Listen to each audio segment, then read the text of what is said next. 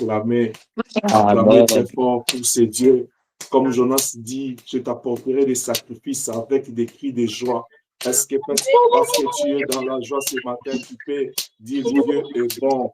À dire Dieu est encore bon. très bien, Dieu est bon. Dieu est bon. Donne-lui des acclamations parce qu'il est Dieu, il est vivant, il est puissant. Amen. Alléluia, Hosanna. Amen. Bon dimanche à chacun de vous. Bienvenue à ce kit de dimanche où nous voulons bâtir notre 6e hôtel. Nous sommes dans la continuité de notre pensée des 13 hôtels d'Abraham. Et ce matin, nous allons aller dans le livre de Genèse, chapitre 17. Là, nous avons parlé le vendredi, c'est le 5e hôtel où nous avons dit Abraham bâtit un hôtel par la recommandation de Dieu. Là, nous voyons Elohim lui-même lui instruit de bâtir l'hôtel pour sceller les promesses que Dieu lui avait faites. Nous avons démontré par là que Dieu aime les hôtels.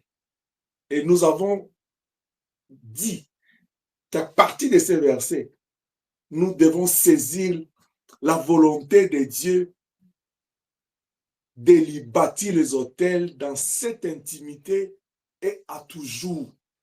Dieu veut que nous puissions vraiment entrer dans cette dispensation. Que chaque fois que tu poses un acte pour Elohim, que tu te dis, c'est sur son autel que je dépose mon sacrifice. C'est sur l'autel de mon cœur que je suis en train de produire ces sacrifices. Parce que nous avons la grâce d'avoir cet autel dans nous avons la grâce que Dieu a fait de nos cœurs son autel. Afin que nous puissions lui apporter des sacrifices qui viennent de nos cœurs. Et nous allons les déposer devant son autel. Parce qu'il est Dieu. La Bible dit, dans Genèse 16, qu'Abraham était âgé de 90 ans lorsqu'il Agar lui engendra ou enfanta Ismaël. Mais dans le chapitre 17, l'histoire commence 9 ans plus tard. Quand Ismaël est né, Abraham a 90 ans. Mais dans Genèse 17, la Bible dit, lorsque Abraham fut âgé de 99 ans, c'est-à-dire le 6e hôtel, Abraham va le bâtir après 9 ans que Ismaël soit né. Est-ce que je parle à quelqu'un? Amen. Alors, la Bible dit ceci. L'Éternel apparut à Abraham et lui dit, je suis le Dieu Tout-Puissant, Elohim, le Dieu créateur.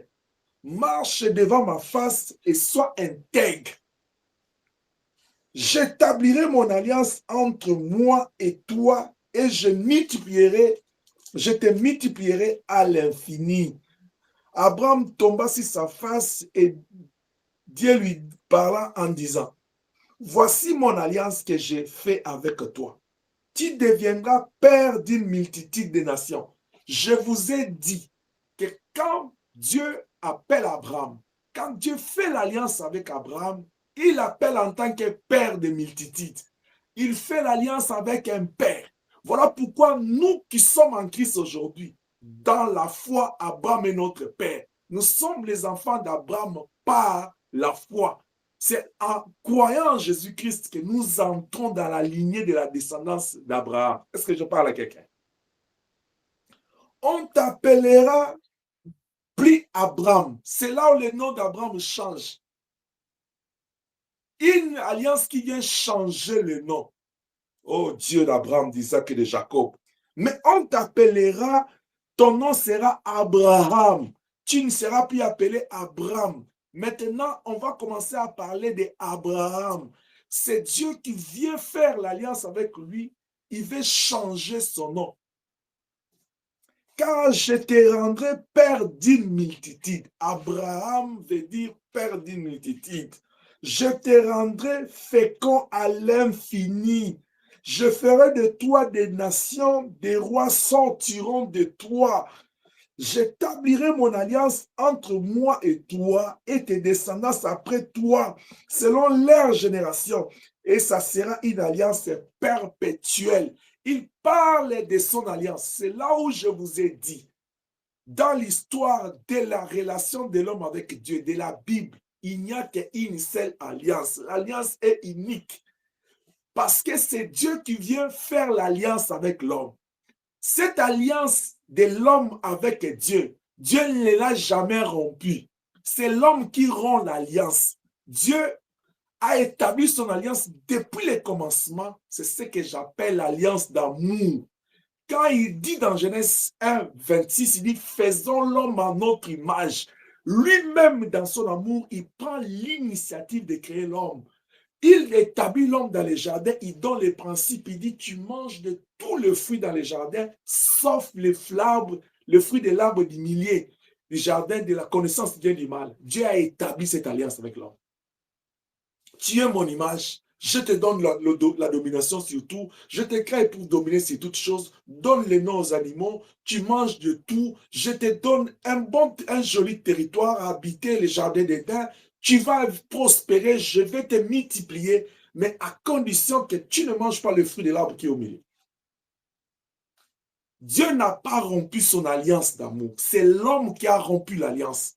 Quand l'homme a désobéi par la tentation du diable, le Seigneur est venu. Oh Dieu. Il appelle Adam du milieu du jardin. Où es-tu? Adam dit, j'ai entendu ta voix, je me suis caché. Pourquoi? Parce qu'il savait qu'il a rompu l'alliance. Mais écoutez-moi bien.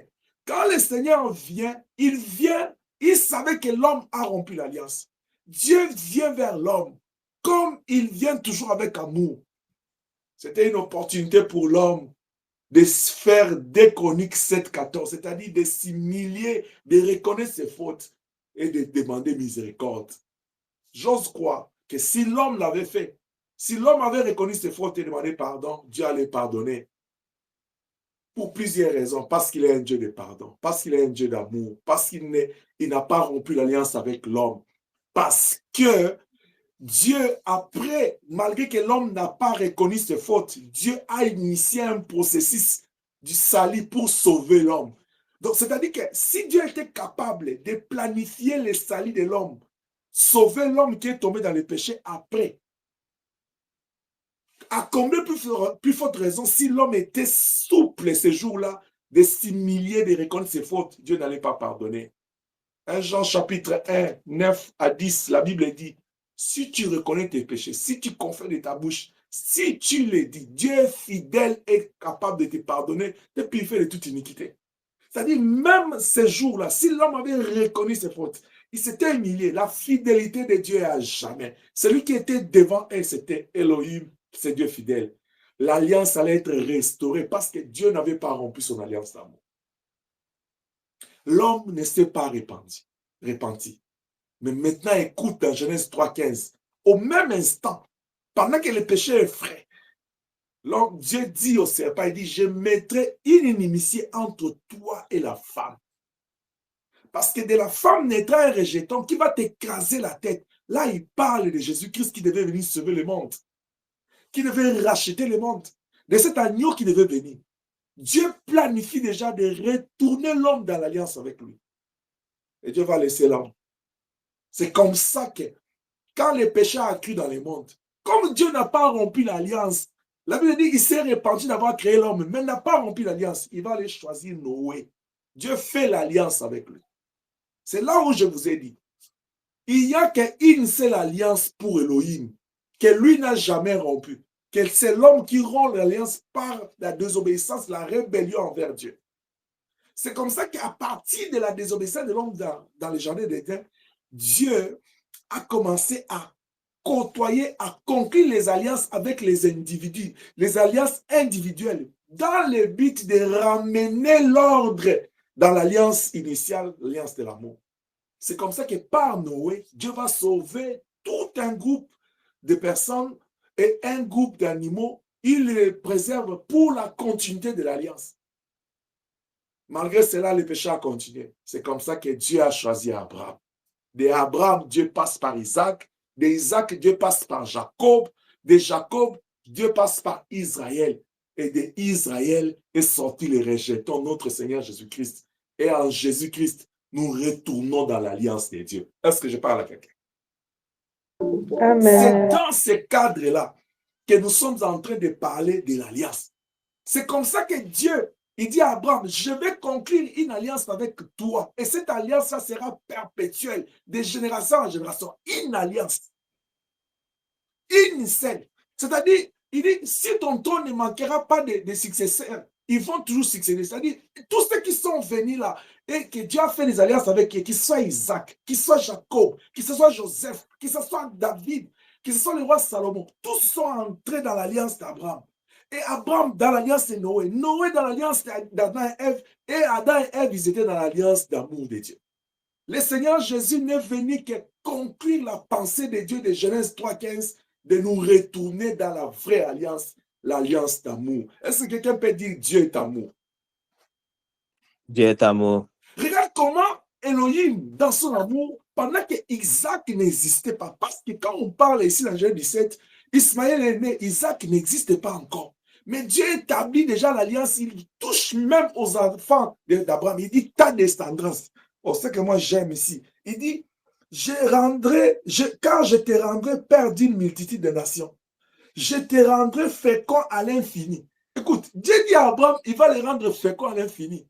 Mais au juste, Abraham, avant de quitter ce monde, il n'a eu qu'un enfant. Je dis bien un enfant de la promesse. De cet enfant-là est né Isaac. D'Abraham est né Isaac. D'Isaac est né les deux jumeaux, Isaac et Jacob. Et de Jacob, on parle de 12 tribus. Donc, vous voyez déjà qu'à partir de l'arbre d'Isaac, on va aller en captivité 60 quelques et on sort toute une grande nation. Quand Dieu parle ici, il voit Isaac, il voit la lignée d'Isaac. Mais Isaac dont on parle n'est pas encore en vie. Il n'existe pas physiquement. Mais dans l'éternité, Isaac existait avec Dieu. Parce que Dieu est celui qui appelle à l'existence des choses qui n'existaient pas comme s'ils existaient. Alléluia. Amen. Il dit, je te donnerai et à ta descendance après toi les pays que tu habites. Il habitait un pays, ça ne lui appartenait pas parce qu'il y avait encore les autochtones qui étaient là, les habitants de ces pays. Dieu lui promet, tu vois les pays que tu habites, moi je te donnerai à toi, mais aussi à ta descendance. C'est pourquoi il a dit, quand nous avons lu l'autre fois, parmi les promesses que Dieu lui a fait, il dit, ta descendance ira en captivité. Mais après, je vais les délivrer et je vais les établir dans ces pays. Alors écoute maintenant ce que Dieu dit dans verset 9. Dieu dit à Abraham, toi, garde mon alliance. Je suis en train de dire à quelqu'un ce matin, l'alliance est importante. Tu ne peux pas parler de l'intimité avec Dieu sans alliance. Abraham, dans son intimité avec Dieu, il avait 4 secrets qui sont importants comme les piliers de l'intimité. Le premier secret d'Abraham, c'est sa foi en Dieu. Et sa foi-là a 2 piliers au même moment. La Bible dit dans Hébreux 11:6, sans la foi, il est difficile de lui être agréable. Parce qu'il faut que celui qui s'approche de Dieu croit que Dieu existe et il est rémunérateur de ceux qui le cherchent. Le premier pilier de l'intimité d'Abraham avec Dieu, c'est la foi. Et cette foi-là avait 2 piliers. 1, c'est son obéissance à Dieu. La foi d'Abraham s'est traduite en obéissance. 2, c'est sa confiance. Quand il a écouté, sors de la maison de ton père, de ta patrie, Abraham a cru à cette parole, il a manifesté ça par la confiance. Nous avons lu ça, je pense, dernièrement, le vendredi, quand la Bible dit au chapitre 15, verset 6, Abraham eut confiance à l'Éternel. La foi d'Abraham s'est traduite par son obéissance et la confiance en Dieu, les 2 piliers. Le 3e pilier, c'est son alliance avec Dieu.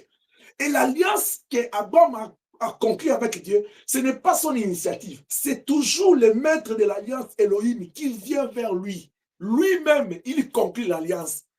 Oh, laisse que Dieu te cherche là où tu es. Laisse que Dieu te localise. C'est pourquoi l'homme de Dieu a dit, où irai-je loin de toi?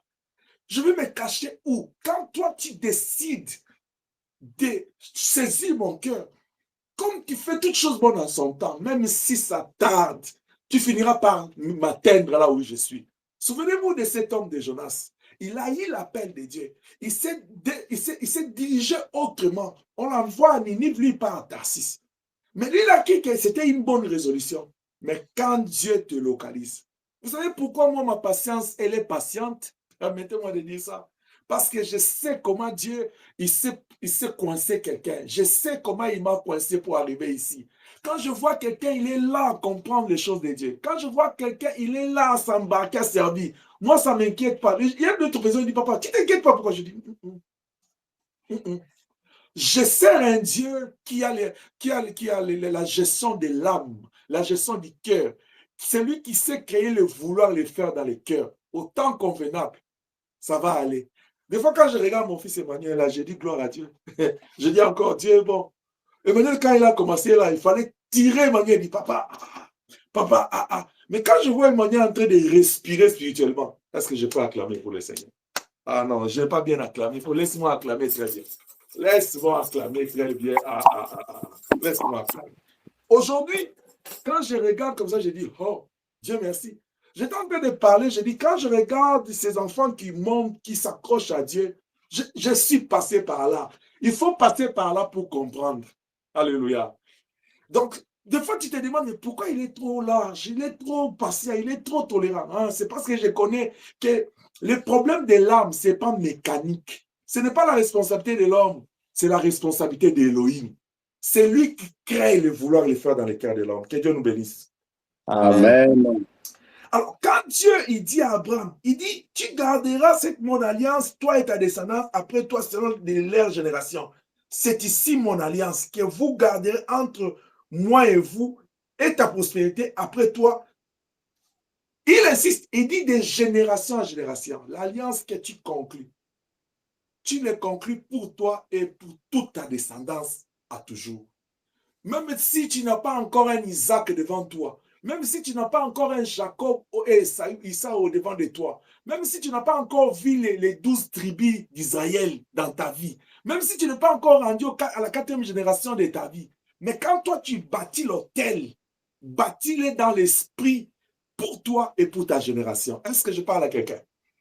Amen. Sécurise ta génération. Parce que le diable est mauvais. La Bible dit, il rôde comme un lion rugissant. S'il n'a pas eu l'occasion de t'écraser, il va s'en prendre à ta génération. Vous voyez ce qu'il a fait avec Dieu? Il s'est révolté contre Dieu au ciel. Il n'a pas eu la possibilité de dominer sur Dieu. Il s'est lié contre les anges. Il n'a pas eu la possibilité. Il est descendu. Quand on l'a jeté vers le bas, il est allé chercher Ève dans le jardin d'Éden. Si le diable te cible et que toi tu es debout dans la prière, homme de Dieu, parents, écoutez-moi bien. Si tes cibles, frères et sœurs, lionceaux, écoutez-moi. Si le diable te cible et que toi tu es fort, sécurise ta descendance. Est-ce que je parle à quelqu'un? Et la meilleure manière de sécuriser sa descendance, c'est d'être en alliance avec Dieu. Le 3e pilier d'Abraham. Le 4e pilier. Maintenant qu'il est dans l'alliance avec Dieu, il dit non. L'alliance que je fais, c'est l'alliance dans mon cœur. C'est un engagement spirituel. Je dois concrétiser ça. Je dois publier ça. Les gens doivent savoir que je ne suis pas n'importe qui. Je ne suis pas la même personne. J'ai changé d'identité. J'ai changé d'adresse. Je suis en coalition. Je suis en alliance, en relation avec pas n'importe qui, mais avec le Dieu très haut. C'est là où il a cultivé, c'est là où Dieu vient cultiver en lui la notion des autels. Alléluia. Et comme l'alliance est perpétuelle, la notion des autels est aussi perpétuelle. Et je l'ai dit tout au long de cet enseignement. Dans les temps anciens, ils avaient l'habitude de consacrer, de consumer, de sacrifier des offrandes en bâtissant des autels, qui étaient des tables en pierre ou en bois, mais ils avaient besoin du feu et de l'offrande comme sacrifice pour consommer cela. Mais vous avez vu qu'avec les temps, le Seigneur est venu dans Genèse 15, 16 pour dire à Abraham, lui donner des promesses et instruire Abraham de faire des sacrifices. Mais on n'a pas vu le feu qu'Abraham a apporté. Cette fois-là, Dieu lui-même apporte son feu. C'est là où je vous ai dit, Christ est monté à la croix. La croix de Jésus-Christ, c'est ça son autel, c'est ça la table. Le feu qu'il a consumé son offrande, c'était la souffrance qu'il a ressentie, qu'il a vécu, qu'il a supporté. Et l'offrande, c'était son corps. Et Dieu a agréé ce sacrifice. Maintenant que nous sommes en lui, nous nous appuyons sur son autel, Jésus-Christ la croix, pour apporter maintenant nos sacrifices vers Dieu. Et maintenant que nous sommes en Christ, tout service, tout acte que nous posons, posons-le avec l'esprit que j'ai bâti un autel pour Dieu. Parce que même les anges au ciel, la Bible dit que les 24 veillants et les 4 êtres vivants, les anges, ils se prosternent. Ils ont des coupes qu'ils présentent devant Dieu. On dit des coupes de prière. Vous voyez, même eux là-bas, ils font ces sacrifices devant Dieu. C'est pour te dire, Dieu aime dans son intimité ces 4 choses. La foi qui doit être manifestée par la confiance et l'obéissance à Dieu, l'alliance et les autels. Et si tu es avec moi, dis Dieu est bon. Dieu est bon. Dieu est bon. Dieu dit à Abraham, il dit, au verset 10, il dit, c'est ici mon alliance que je garde entre moi et vous et ta prospérité après toi. Tout mâle parmi vous sera circoncis. 6e autel, c'est l'autel de la circoncision. J'étais en train de discuter avec ma fille hier. Elle m'a posé une très belle question. J'ai aimé cette conversation. J'avais dit, si vous avez des questions par rapport à ce que je suis en train d'expliquer, il y a un problème de compréhension. Posez-moi des questions. J'ai aimé ce qu'Inès m'a posé hier. C'est pourquoi je m'aimerais en parler un peu parce que je me dis, ça peut aider quelqu'un. Quand le Seigneur m'a enseigné ces choses, j'ai dit à ma fille, j'ai dit, tu vois la compréhension que tu as là. Je pense même Pasteur Eric, il avait ça. Parce que quand je parlais même à mon père dans la foi, il avait la même compréhension. C'est-à-dire quand on parle autel là, on voit une table, on voit le feu, on voit l'Holocauste. Mais comment papa peut dire que non, la dîme devient, on doit faire l'autel de dîme? J'ai dit, ah, ça c'est une très belle question. Parce que nous sommes tous dans la dispensation de l'Ancien Testament, là où il y a des tables, des pierres ou des bois, et on doit allumer le feu et on doit mettre l'animal. Mais comment la dîme devient encore un autel? J'ai expliqué en disant que dans l'Ancien Testament, ils ont bâti l'autel dans cette forme, qui était la préfiguration de l'autel de la croix, où Jésus devait être lui-même le sacrifice. Je l'ai même dit au début, j'ai dit, il faut bénir le Seigneur. Parce que si Dieu nous avait gardé le format de l'Ancien Testament, là, où nous devons toujours apporter l'offrande, l'animal pour consommer, avec la souffrance d'aujourd'hui, qui pouvait avoir même un poulet vivant pour sacrifier. Je l'ai dit, j'ai dit, il y a des familles pour manger un poulet, il faut attendre le 31 décembre. Alors, or, dans l'état ancien, l'homme apportait les sacrifices pour les péchés chaque fois qu'il pêche. Où allait être le monde d'aujourd'hui?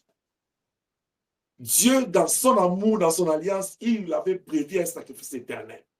Maintenant que Christ a offert son corps, sa vie comme sacrifice, sur la table d'autel de la croix et le feu de la douleur qu'a ressenti son cœur, nous en Christ, nous venons, nous nous identifions avec notre vie qui est devenue.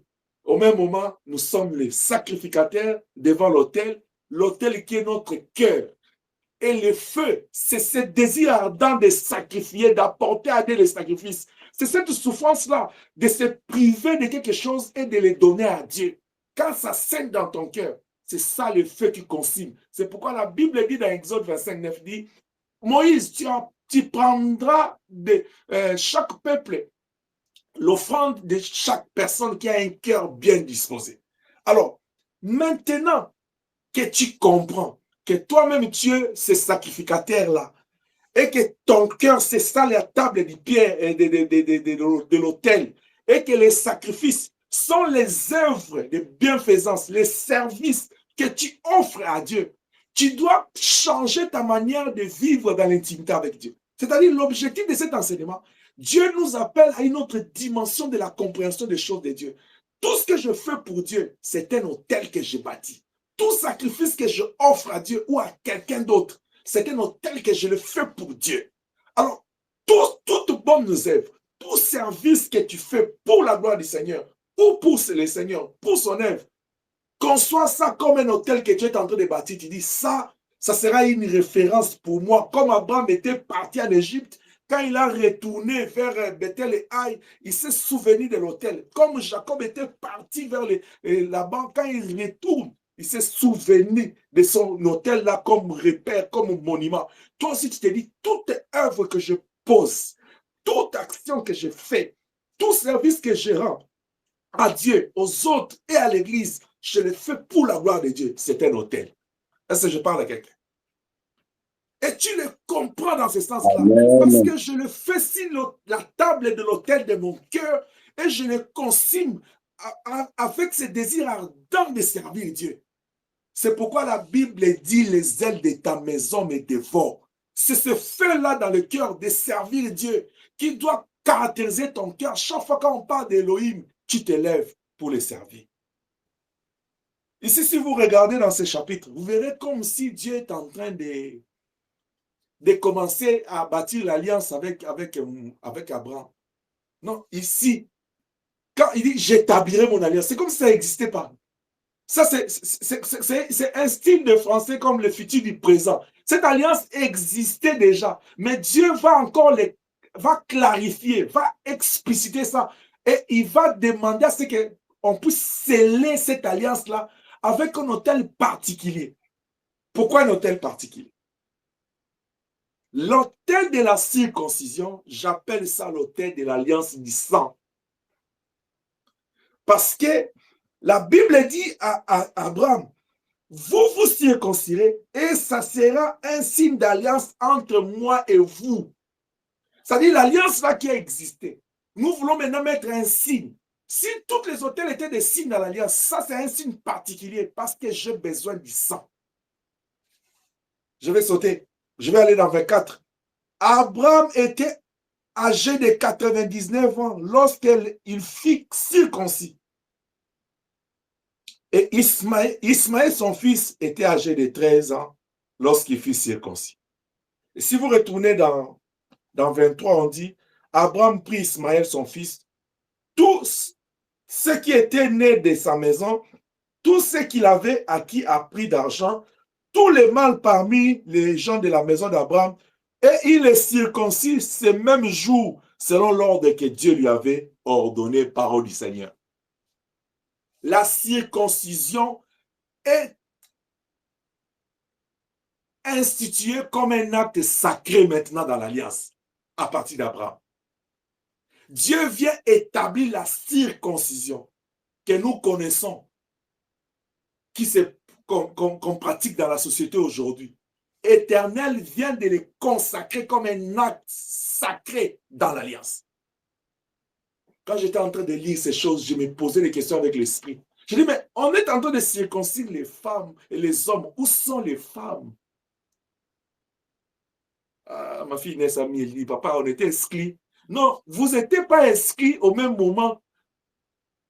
Nous sommes dans une société où l'homme a été beaucoup plus mis en avant et Dieu traitait avec les hommes. Mais au même moment, je vais dire que la femme était liée dans l'alliance de l'homme.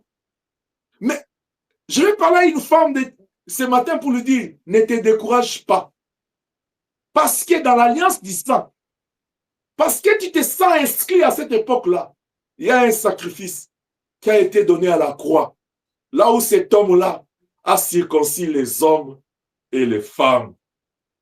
Là où cet homme, il a inclus dans son alliance du sang et les hommes et les femmes. Si j'étais une femme là, j'allais pousser un cri de joie.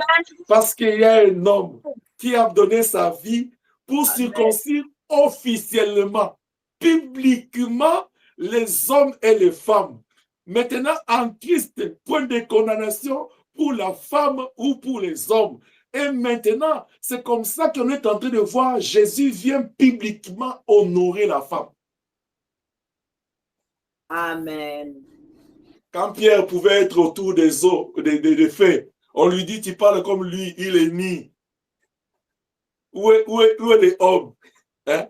L'homme, en plus, c'était une femme qui est en train de lui dire, tu parles comme lui. Mais Pierre, il dit, non, non, pas moi. Où est l'homme? J'ai toujours demandé aux hommes là, vous avez l'habitude de dire, je suis un homme, ne te plains pas de moi. Où est l'homme là? Quand Pierre est en train de dire, non, je ne le connais même pas. Il a nié, c'était un homme. Mais où sont passés les hommes? Alléluia.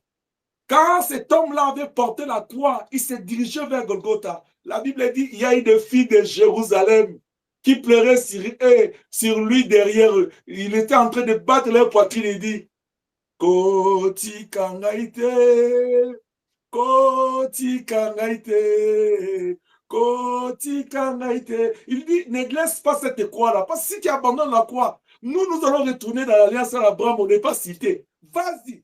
Alors il tourna vers eux et dit, ne vous inquiétez pas de moi. Moi, je vais aller conclure l'alliance pour vous. Pleurez sur vous et pour sur vos enfants. Il s'en va. Les femmes étaient contentes. La Bible dit, même à la croix, c'était cette femme, l'image de toutes les femmes qui étaient au pied. Il dit, pour l'encourager, il dit, tu vois, c'est comme tu as ton leader est en train de se battre pour la gloire de la famille. Il dit, bats-toi, allez-y, donne-lui le coup. Ils étaient en train de dire, je dis, force. Nous sommes là en train de te soutenir, nous sommes au bas de ta croix. Parce que nous croyons que quand tu finis ce travail, nous sommes concrètement dans l'alliance, ça sera publié. Et la Bible dit le 3e jour, pendant que les grands Pierre et les Jacques étaient en train de dormir, les autres sur le chemin de Maïs, les autres dans l'est du pays, c'était trop de femmes qui se sont retrouvées dès le matin dans sa tombe. Est-ce que toutes les femmes peuvent dire gloire au Seigneur? Gloire au Seigneur. C'est pourquoi j'ai dit aux hommes, il ne faut pas exclure les femmes. J'ai dit au système de ne pas exclure les femmes. J'ai dit aux femmes de ne pas vous exclure vous-même. Et je vous dis, même quand le Seigneur va vous établir dans l'alliance, n'oubliez pas qu'il vous a pris de la poussière, du mépris, de l'exclusion. Dieu a fait de vous des grandes dames. Honorez l'Éternel.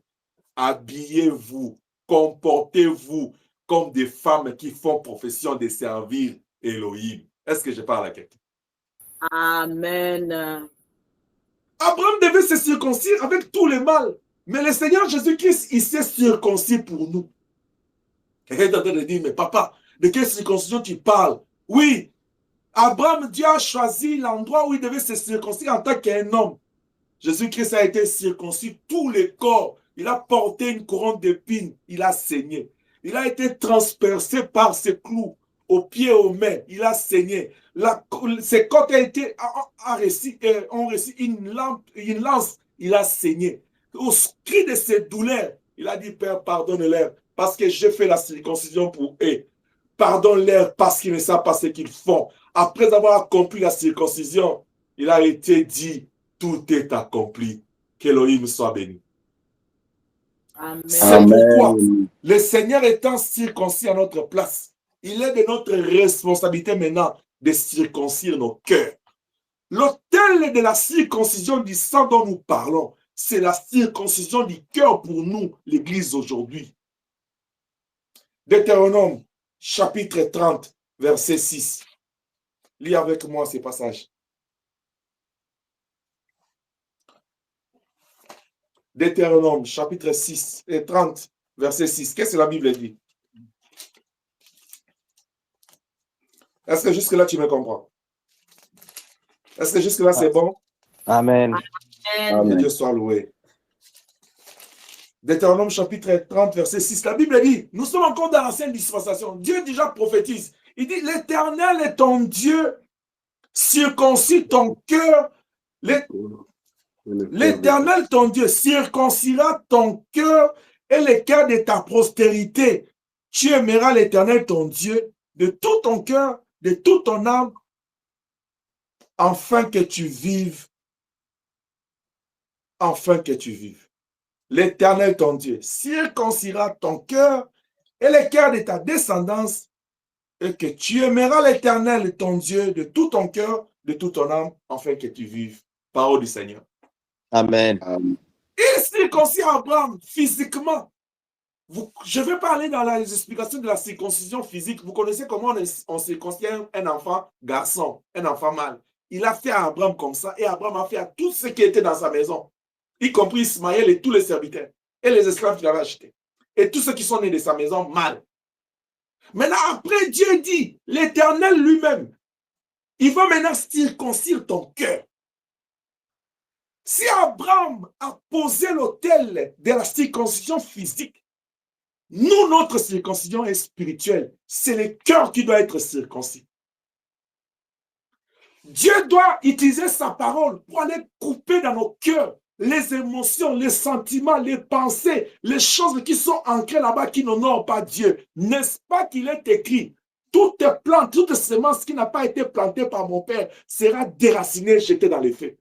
La circoncision spirituelle, c'est ce que Dieu lui-même, c'est le travail de Dieu dans le cœur de l'homme. C'est comme ça que dans Exode 3, il dit à Moïse, je t'ai choisi pour aller délivrer mon peuple.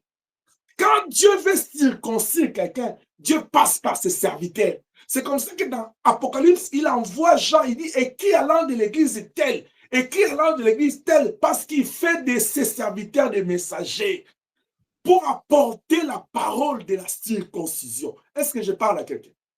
Bien aimé, la parole de Dieu que tu écoutes nuit et jour ici, au travers des réseaux sociaux, ou quand tu suis d'autres serviteurs de Dieu, quand tu lis, c'est ça l'instrument de la circoncision. Si Abraham s'est circoncis avec un pierre pollué et un objet tranchant, si à l'hôpital on circoncis avec des pinceaux et autre chose, dans le plan d'Élohim, la circoncision d'Élohim dans sa salle de chirurgie se passe avec sa parole. Est-ce que je parle à quelqu'un? Amen. C'est pourquoi la Bible dit, aujourd'hui, si vous entendez ma parole, n'endurcissez pas vos cœurs. La circoncision du cœur, bien-aimé, c'est le brisement de notre cœur. C'est le brisement de l'homme intérieur. C'est le brisement du moi. C'est pourquoi il dit dans Luc 9, 23, il dit, si quelqu'un veut me suivre, il doit renoncer au moi. Moi, je n'aime pas. Moi, j'aime pas ceci. Moi, là, moi. Tu vois, là où il est en train de m'amener, il me cherche. Moi, je n'aime pas ça. Non, non, tu dois te briser. Tu dois te briser. Tu dois te briser. Toi, là, c'est qui? Toi, là, c'est qui? C'est pourquoi Jean-Baptiste, on vient lui dire, on dit, mais comment tu es là en train de somnoler dans la distraction? L'homme que tu as baptisé ici, il est en train de faire rage là-bas. Il dit, non, vous ne comprenez rien. Moi, je suis dans le brisement de l'âme. Il faut que moi, je diminue, que l'homme de Galilée monte. Alléluia. Il faut que moi, je disparaisse. Bien aimé, qu'est-ce qui servira à un homme de conquérir tout ce monde et de gagner ce monde et de perdre le royaume des cieux? Les gens, ils sont en train de chercher la vie de ce monde. Même quand la Bible nous dit, cherchez premièrement le royaume des cieux, toute sa justice, les gens, ils sont en train de se donner beaucoup pour la vie de ce monde. Laisse-moi te dire, ce matin, tout passera. Il n'y a que la parole de Dieu qui ne passera jamais. Laisse-toi briser par la parole. Parce que nous avons une grande promesse dans Jean 14, il dit, il y a beaucoup de place à la maison de son Père. Pour échapper au grand déluge, à la manière de Noé, parce qu'il a dit, ce qui s'est passé au temps de Noé arrivera aussi.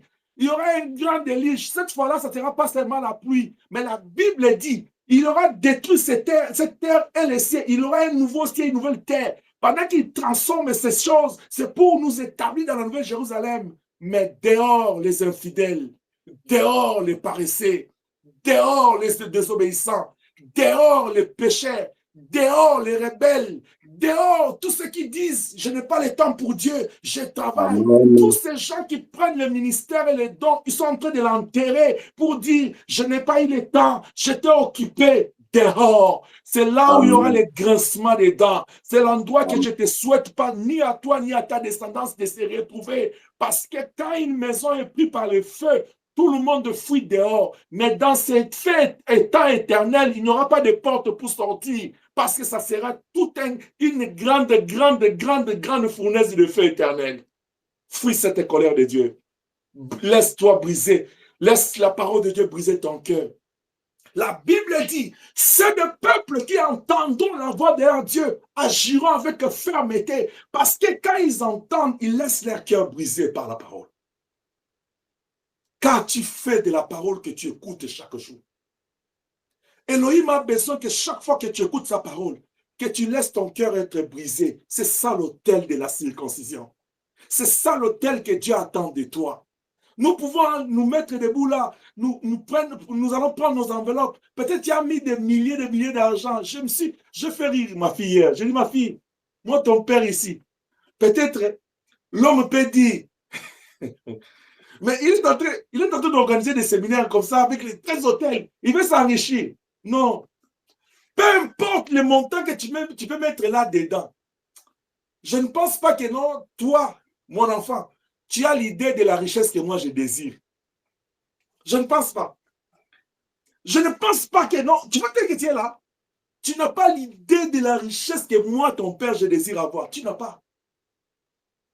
Moi, tel que je suis là, si Dieu me demande aujourd'hui, c'est quoi la quantité de l'argent que tu veux que je te donne?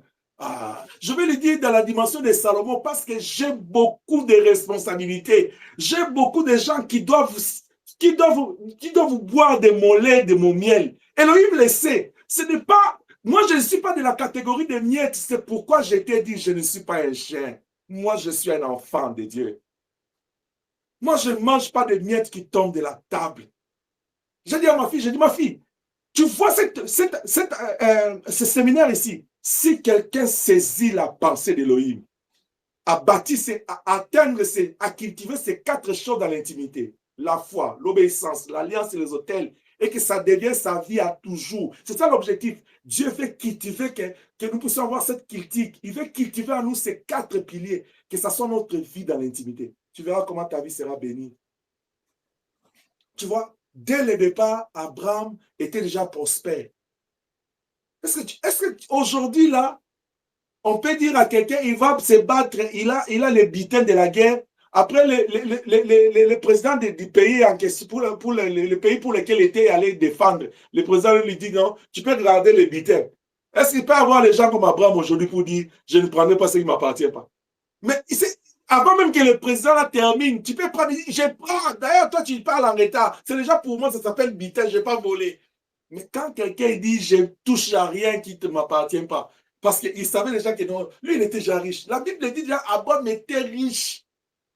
La richesse dont moi je vais ici, c'est que moi, mon objectif avec Dieu, Dieu veut voir nos cœurs riches, riches en bonne œuvre, riches en sacrifice, riches en service pour Elohim. C'est ça l'objectif de ces 13 autels.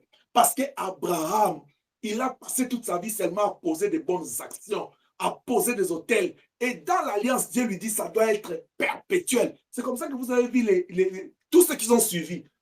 Tous ceux qui ont fait des alliances personnelles avec Dieu, ils sont passés dans la foi, l'obéissance à Dieu, dans les autels, parce que c'était les règles établies par Dieu.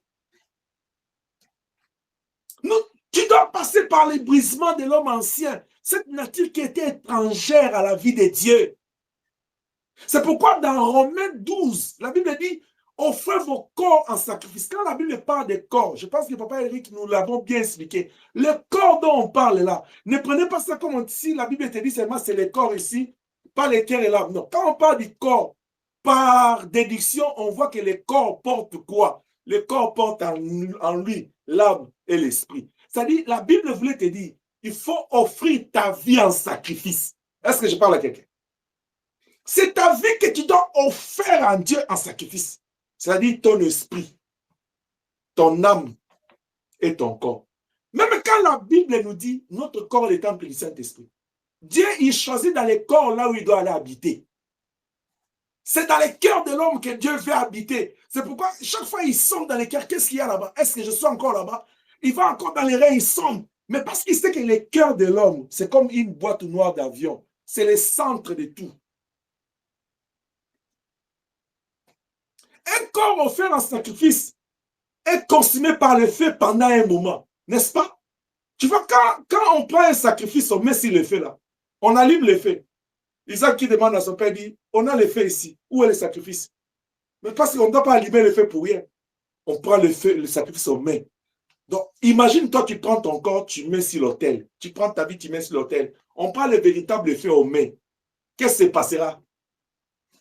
La première des choses, si on te laisse vivant, comme le Seigneur a été sacrifié vivant, il devait crier. Il devait crier parce que la douleur était si grande qu'il ne pouvait pas supporter la douleur. Je vous ai dit que non, il a été cloué. À part le fait qu'il a été transporté par la lance, il y avait aussi une autre forme de feu. C'était la pesanteur. Est-ce que tu connais la pesanteur? Regarde, quelqu'un qui a la croix comme ça, suspendu, la pesanteur pouvait la tirer vers les bas. C'était la douleur. C'était pas facile. C'est presque la douleur d'une femme qui accouche. Il était là. en train de sentir cette douleur. Quand tu passes, tu offres ta vie comme sacrifice. La parole de Dieu comme feu doit te briser. Le Saint-Esprit comme feu doit te briser. Tu dois sentir la douleur. Tu dois sentir. Parce qu'il veut faire la séparation entre l'esprit et le corps. Entre ton cœur et le corps. C'est-à-dire entre le spirituel de Dieu, le spirituel de la chair et du monde. Entre les ténèbres et la lumière. Ce n'est pas facile. Surtout que les habitudes, les choses qui sont ancrées à nous pour les abandonner là. Nous lisons facilement, Abraham a écouté Dieu, il est sorti. C'est très facile pour nous de lire. Hein? C'était facile. Qui peut abandonner tout pour Dieu? C'est très facile. Je vais te dire une chose. Il y a des sacrifices que moi je fais. Toi, tu ne peux pas les faire. Alors, fais attention. Ne te compare pas à moi. Fais attention même de parler en mal contre moi. Parce qu'il y a des sacrifices que toi, tu ne peux jamais faire. Ou soit tu n'as jamais fait. Peut-être que tu le feras plus tard. Mais pour le moment là, tu es encore loin de le faire. Je ne parle pas seulement de moi. Je parle de tous les hommes de Dieu. Vous voyez les hommes de Dieu là, ils font des sacrifices que vous n'avez pas l'idée. C'est pourquoi faites très attention à ça. Deuxième chose, je parle que l'offrande sur l'autel, il y a le feu, ça fait mal. Ça fait mal quand on te prêche la parole. Parce que la parole de Dieu, c'est comme un marteau. On te donne des coups, pas. Il dit, aïe papa. L'autre dit, notre papa, il est trop dur avec moi. C'est pas moi, c'est le marteau qu'on m'a donné. Mais d'ailleurs, toi, tu as la grâce. Moi, j'ai le marteau de Dieu avec l'esprit de la réconciliation de ton âme avec les pères. C'est-à-dire, j'ai beaucoup d'amour pour toi. Toi, tu sais le marteau que nous, on a réussi dans la vie. Des fois, quand je vois les gens se plaindre, moi, j'écris. Ça me fait très rire. Tu veux que je te parle dans quel langage? Tu veux que je puisse te oindre l'huile? Hein, je puisse adoucir? Non, la Bible me dit dans 2 Timothée 4, il dit prêche la parole, insiste dans les temps et contre les temps, parce que vers les temps de la fin, les gens auront la démangeaison de la vérité. Est-ce que tu ne fais pas entendre ma façon de parler parce que tu as la démangeaison déjà? Ah, que Dieu te guérisse, parce que moi je t'aime. Même quand je te parle, tu sens que c'est dire là, la parole est dire, et le reste c'est la parole de Dieu. C'est pas ma parole. Alors à ce moment-là, il faut aller enlever la parole et le verset dans Jérémie 1, 4, 9 qui dit « Je mis une pierre de feu sur tes lèvres ». Mais si on m'a brûlé avec le feu là, quand tu manges la viande qui est chaude, quand ça te brûle ici, tu fais quoi? Tu cries pas. Alors moi, quand mes lèvres sont brûlées là, moi je dois faire quoi? Je dois parler lentement. Je dois crier. Si mes lèvres sont brûlées, je dois crier. Toi, quand tu manges la viande qui te brûle ici, tu restes calme. Tu vas chercher de l'eau vite, vite, non? Alors, qu'est-ce que toi, tu veux que moi je fasse? Tu veux que je puisse te dorloter comme ça, je le prends avec les rois. En te prêchant, en servant Dieu, je suis en train de bâtir mon ciel. Est-ce que tu es d'accord avec moi? Ou bien toi, tu veux entrer au ciel que moi, je n'entre pas. Donc, tous ces sacrifices que moi, je fais ici pour que toi, tu entres. Pourquoi tu peux avoir un mauvais cœur comme ça? Que Dieu nous aide. Je vous aime au nom de Jésus-Christ. Amen. Parce que cette offrande qu'on met sur l'autel subit le feu. Mais ce n'est pas facile. Le brisement n'est pas facile. Les hommes de Dieu, ayez de la patience. Le brisement n'est pas facile. Depuis que je te parlais, encadré de la jeunesse, ayez de la patience. Depuis que je parle, papa, Hicham, ayez de la patience. Parents, ayez de la patience. C'est comme ça que je vous ai toujours dit, vous les parents là. Comme de la même manière, moi je suis passé avec vous. Soyez patient avec mes amis. L'autre dit, mais papa, il parle beaucoup de ses enfants, il aime beaucoup, il prend leur parti même devant tout le monde. Toi, tu veux que je fasse en cachette. Tu veux que j'attende qu'ils meurent. J'aime mes lionceaux, parce qu'ils sont des cadeaux que Dieu m'a donnés. Lionceaux acclamés pour vous-même. Alors, maintenant que l'offrande est sur l'autel, j'ai dit que le feu va vous brûler. La parole de Dieu doit te brûler. Laisse-toi brûler par la parole et par le feu du Saint-Esprit. Il dit dans Jean chapitre 6, verset 63, il dit les paroles que je vous dis sont esprit et vie. Vous voyez? Et Jean dit que celui qui viendra, il vous baptisera du feu. Et dans les livres des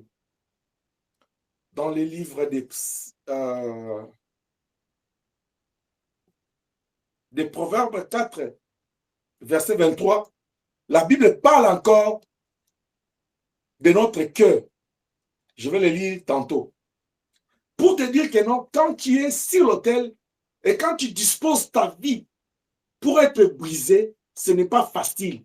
Mais il faut que tu t'engages. C'est pourquoi Dieu est en train d'expliquer à Abraham par cet autel l'esprit de l'engagement perpétuel. Vous devez circoncire toute la génération. Et mettre en tête que non, quand on circoncit, ça fait mal. Mais sache que non, après, ça sera bien.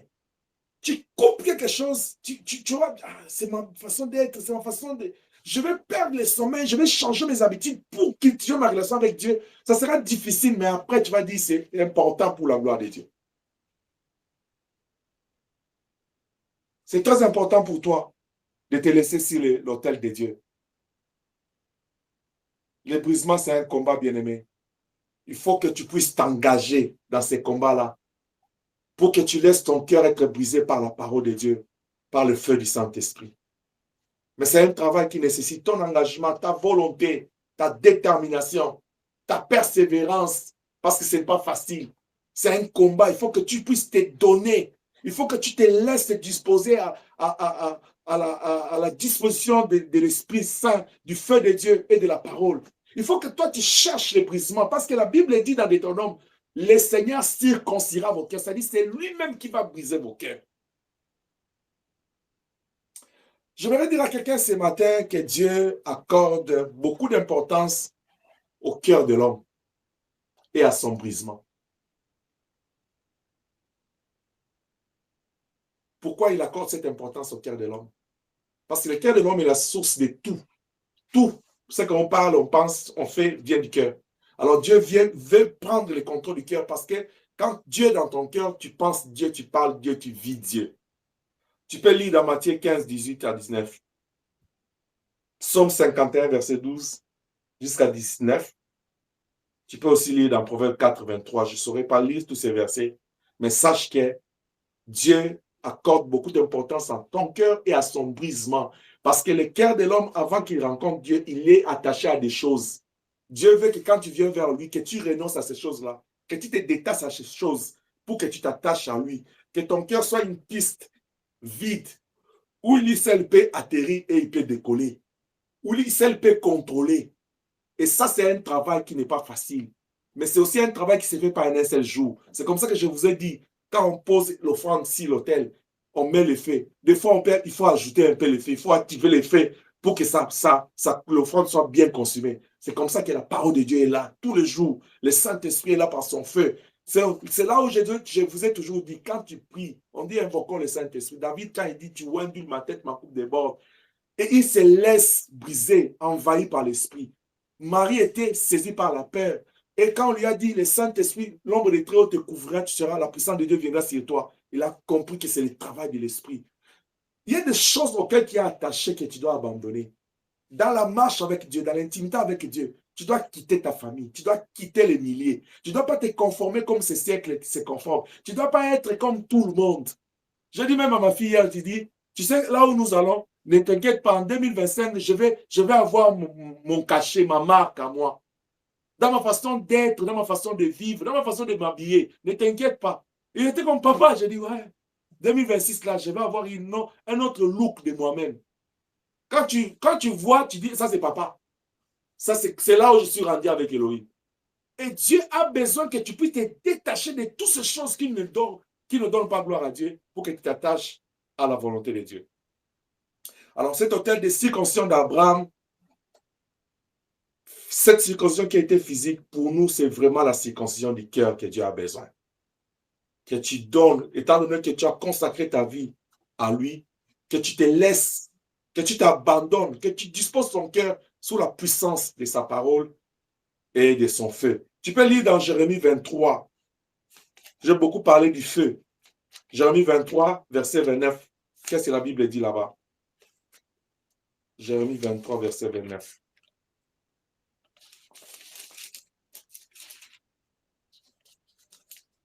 La Bible dit,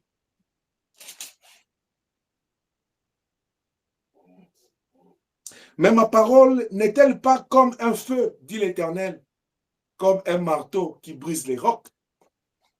La parole de Dieu, c'est comme un marteau et c'est comme un feu. ça te consigne et ça te brise. Quand c'est la parole de Dieu là, ne vois pas ma tête. Même si tu n'aimes pas ma tête, même si tu as un problème avec ma tête, mais quand c'est la parole de Dieu là, ne vois pas ma tête, s'il te plaît. Vois la parole de Dieu. Laisse-toi briser par le feu et le marteau. Est-ce que l'Église peut dire Amen? Amen. Amen.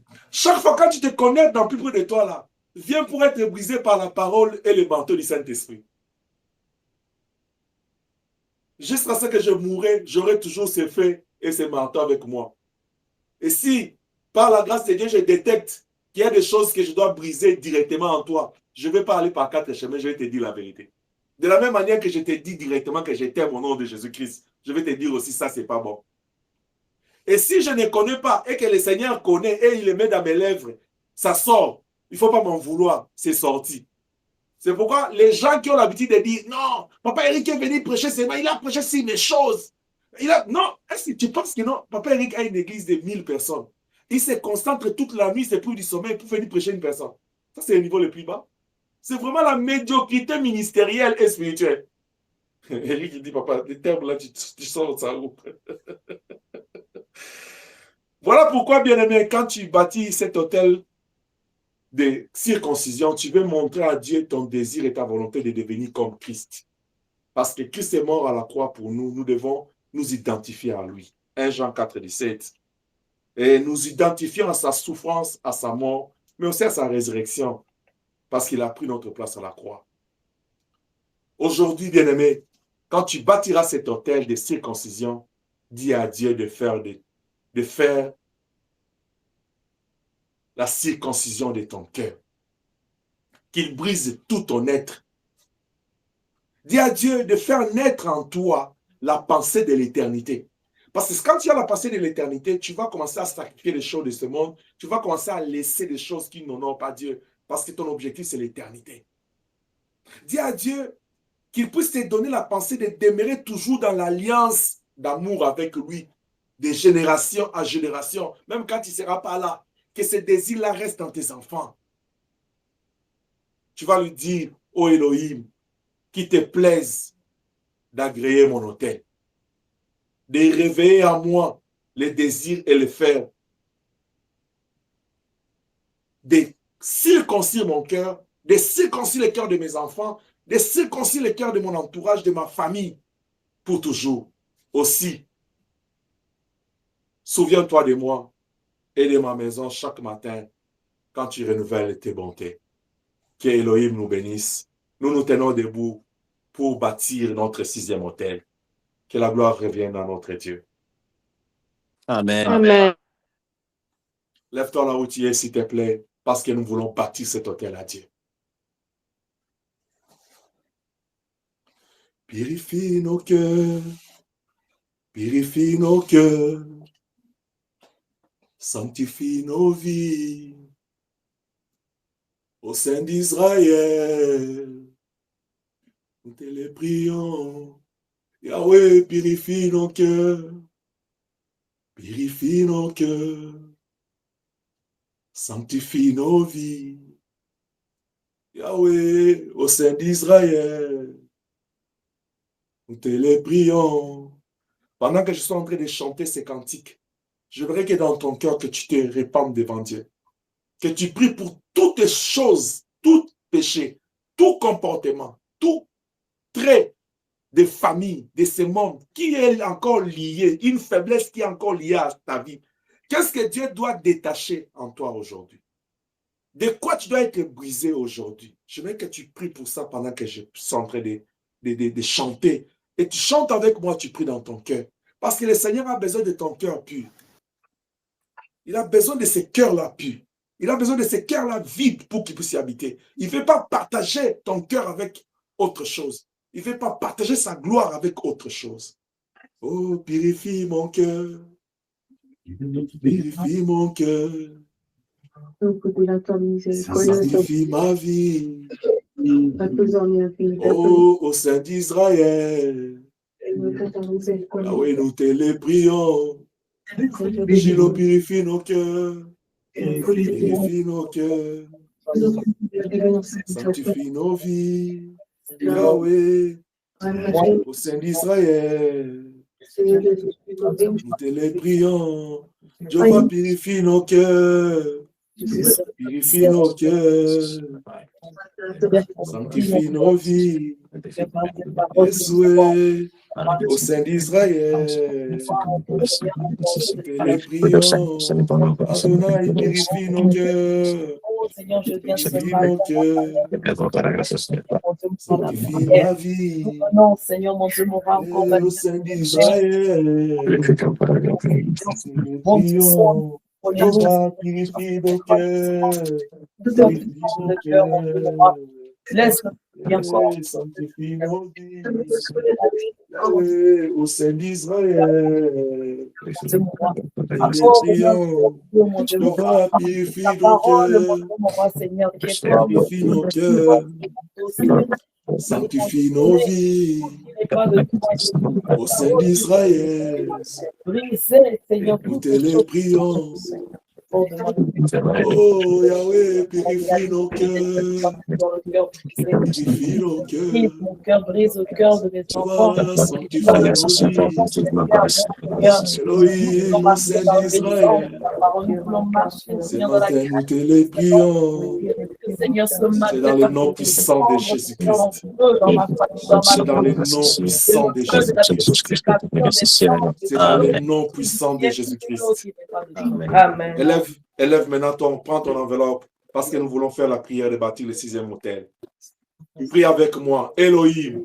Elohim, Mon Dieu créateur. Mon Dieu créateur, Mon papa d'amour. mon papa d'amour, Je te dis merci pour la grâce que tu m'accordes ce matin. je te dis merci pour la grâce que tu m'accordes ce matin.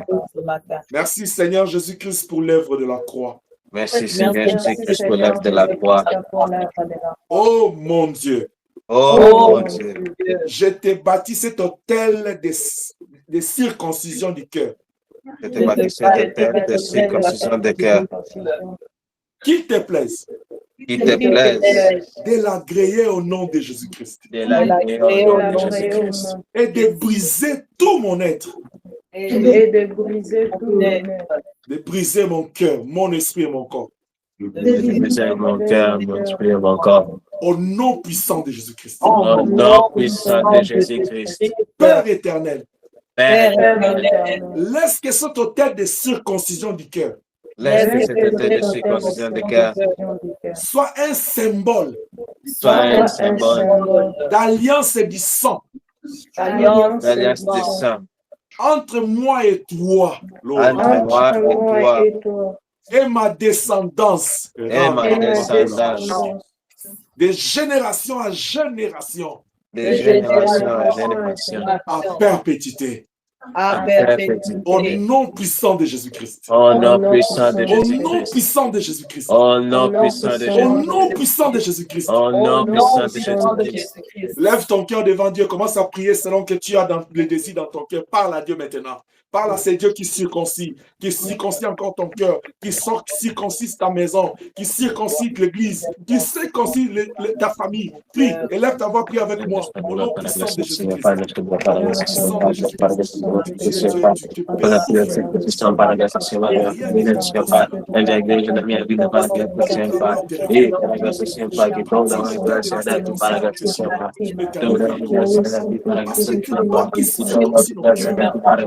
Tu as te circoncision para la família para a pessoa para a minha casa para o trabalho de pessoas que é pai em nome de Jesus Cristo para que você é pai em nome de Jesus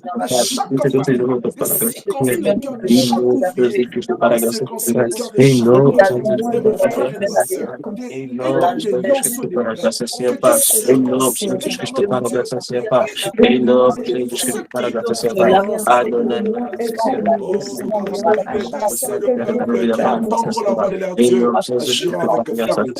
cette circoncision soit éternelle, ô éternel,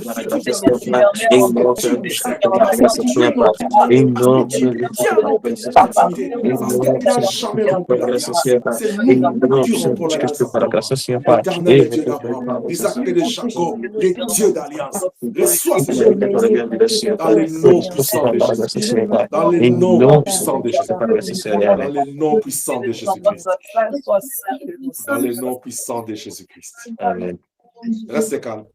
Tiens ton enveloppe, je prie pour toi.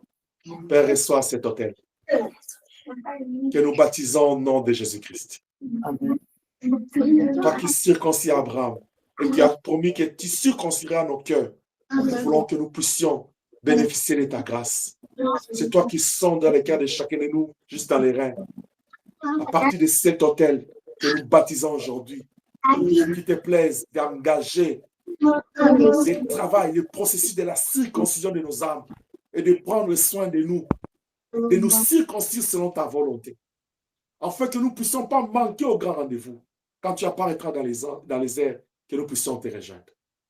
Je prie pour ma vie. Je prie pour ces brebis que tu m'as données. Je prie pour chaque famille enseignée. Je prie pour leur famille. Je prie pour tous ceux qui nous entendront après cette parole. Je prie pour tous ceux qui vont faire confiance en toi et qui vont s'engager ou qui sont en alliance avec toi. Que le brisement du cœur soit leur éternel partage. Et que la puissance de la parole et le feu qui est lié à cette parole puisse briser nos cœurs. C'est pourquoi il est écrit, Père, sanctifie-les par ta parole, car ta parole est la vérité. Amen. Laisse que cette parole sanctifie l'esprit, l'âme et le corps de chacun et nous transforme pour la gloire de ton nom. N'est-ce pas que tu as engagé des hommes et des femmes pour travailler, préparer l'église que tu comptes présenter à Dieu glorieuse? Or, quelle est cette église glorieuse qui n'est pas passée par le brisement? Nous voulons que tu nous brises. Chaque instant, chaque matin, quand tu nous révèles la grâce, dépose l'onction du brisement sur nous. Amen. Au nom puissant de Jésus-Christ. Moi et mes enfants, nous avons dit que nous puissions disparaître, que toi tu apparaisses. Amen. Que nous puissions diminuer, que toi tu augmentes. Amen. Que l'orgueil tombe, que l'humilité apparaisse. Amen. Que la haine tombe, que l'amour de Dieu apparaisse. Que l'égoïsme et la cupidité tombent, que l'esprit de partage et d'altruisme apparaisse au nom de Jésus-Christ. Que toute autre force de la mort tombe, que les forces de vie habitent en nous, les fruits de l'esprit. Amen. Que le Saint-Esprit, que tu as promis à ces mots, quand il viendra, il te glorifiera. C'est consolateur. C'est cet esprit d'alliance qui doit nous conduire dans la vérité, qui descend ce matin, afin de créer en nous ce vouloir et faire du brisement et qui travaille par le feu du Saint-Esprit pour le brisement de nos vies. Au nom puissant de Jésus-Christ. Saint-Esprit, nous te désirons. La Bible dit, après avoir dit ces choses, il souffla sur eux. Recevez le Saint-Esprit. Amen. Recevez le Saint-Esprit. Que la puissance de Dieu descende là où vous êtes, de la tête aux pieds. Partout il va rencontrer une semence qui n'est pas plantée par mon Père. Que cela soit déraciné au nom de Jésus-Christ. Amen. Au nom puissant de Jésus-Christ. Amen. Que Dieu d'Abraham, d'Isaac et de Jacob, les dieux de tout près de toi, vous circoncis. Esprit, âme et corps. Dans le nom puissant de Jésus-Christ, nous disons 3 fois Amen. Amen. Amen. Amen. Amen. Tu peux acclamer pour les